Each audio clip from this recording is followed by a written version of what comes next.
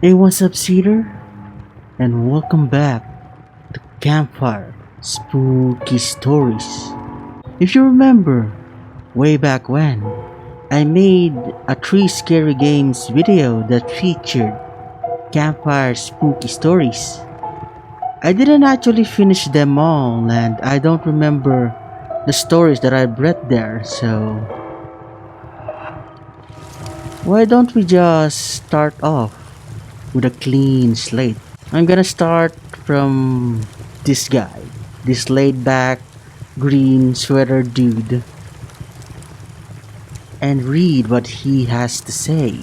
Okay, let me just explain that I'm going to read one dude per video here, so yeah, this is just gonna be me telling you guys some spooky stories. And having a face mask for this is a bit too awkward or crooked.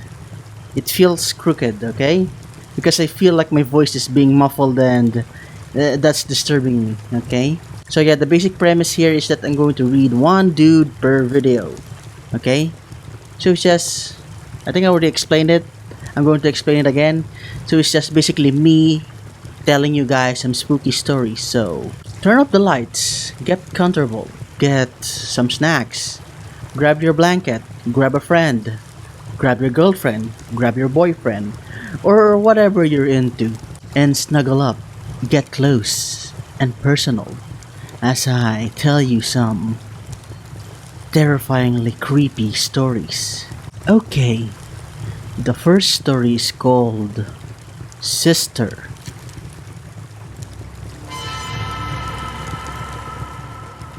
Let me just wet the old whistle. Time to get my voice all buttery smooth. My sister always screams in the middle of the night.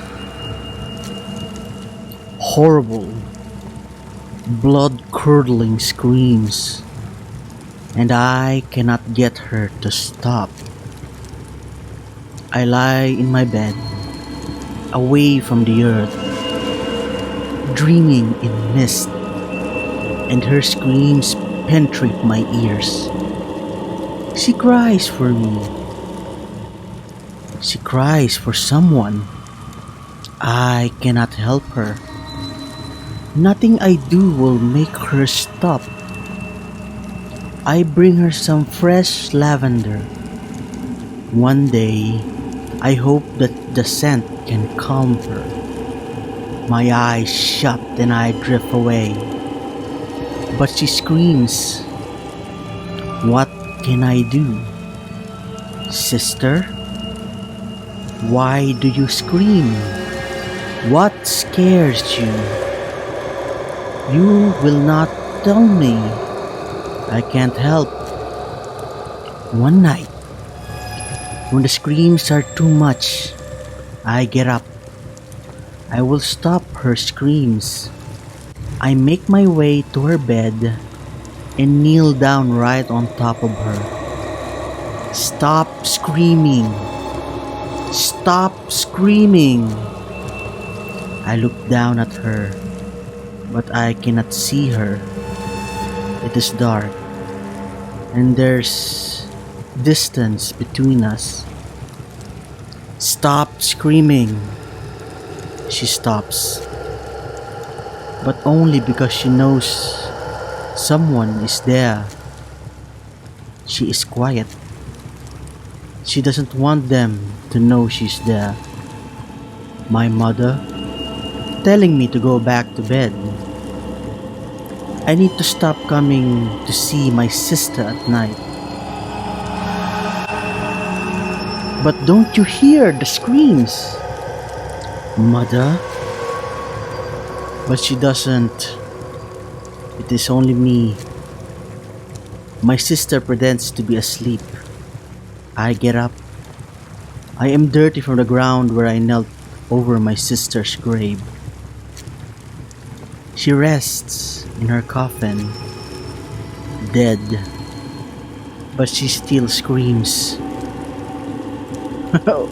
Okay, you kinda had me in the first part there, dude. I thought you were gonna kill her like, the good old jump on her bed and then push your pillow on top of her face kind of situation. But no, she was dead and you're the only one who can hear her scream. Okay, that's disturbing. Doesn't that put a chill down your spine? The dead can still scream from 6 feet under.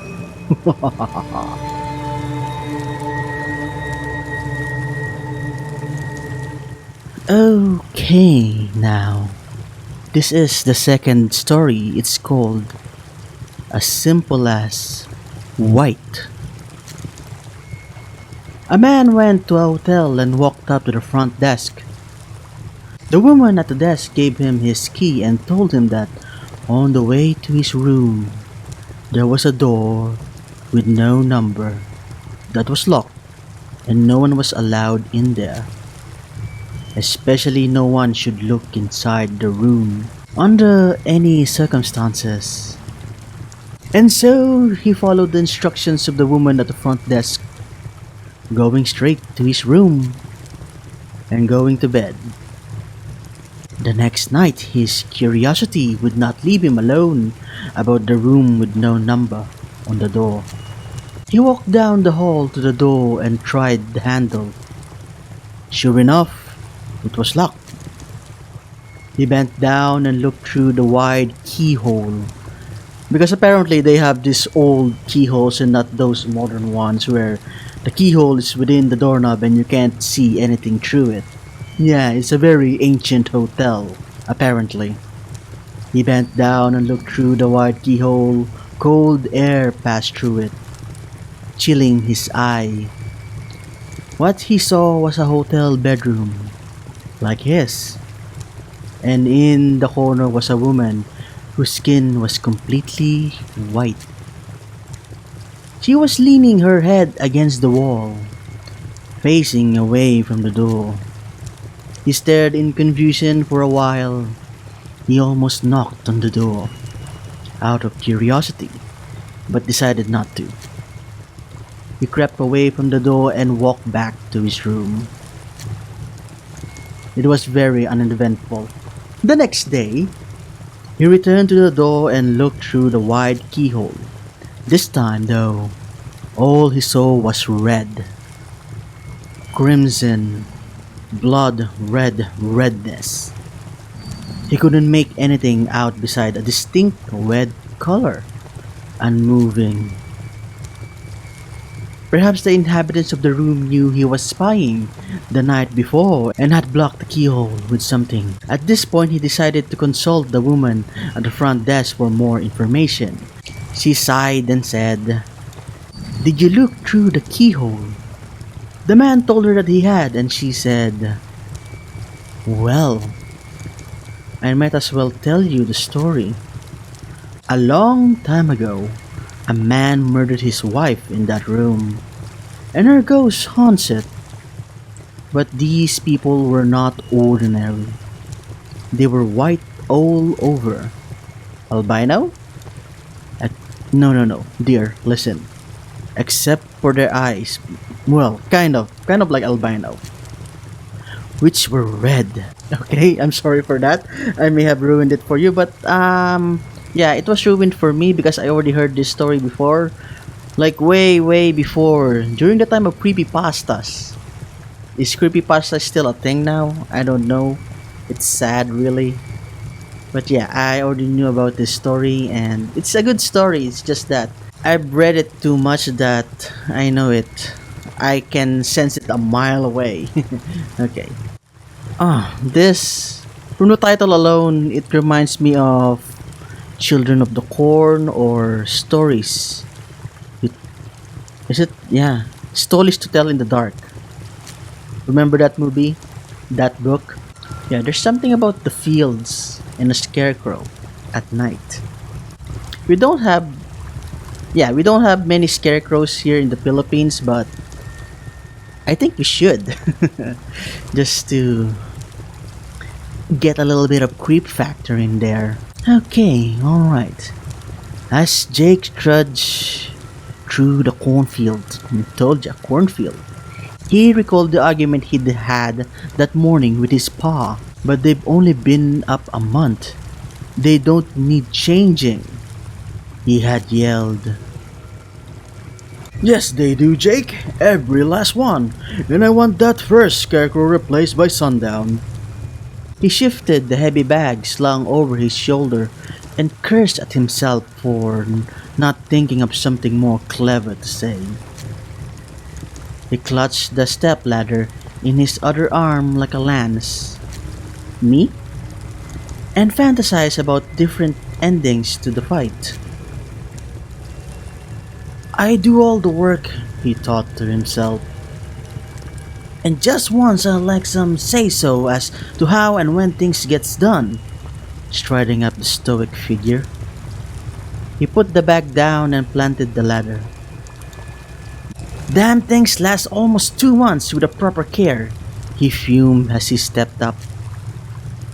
He pulled off the garage hood and was met with a chorus of buzzing horseflies. Oh my god. Jake had just had enough time to see the boy's glazed eyes and the dried blood in his nostrils before the head slumped forward. Huh, he mused. Pa was right. Okay, this is the next story. It's called Another Mirror.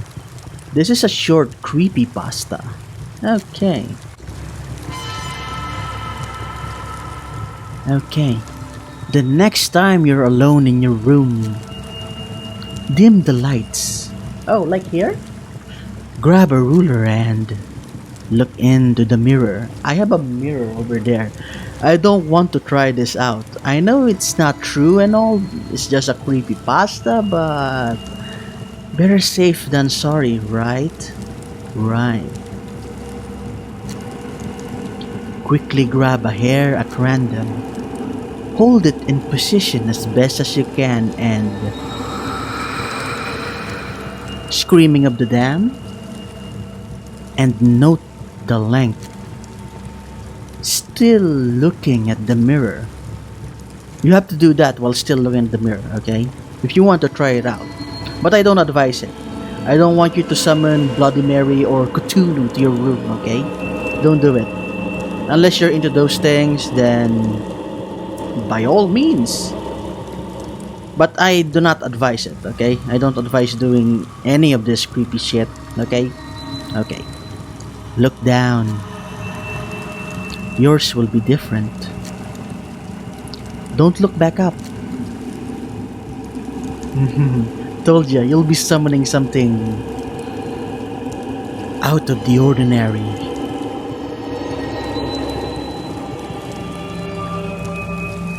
Okay, alright. This is the last story for today. Darkness in the rear view. I have always been uneasy driving alone at night. I kind of find it calming though.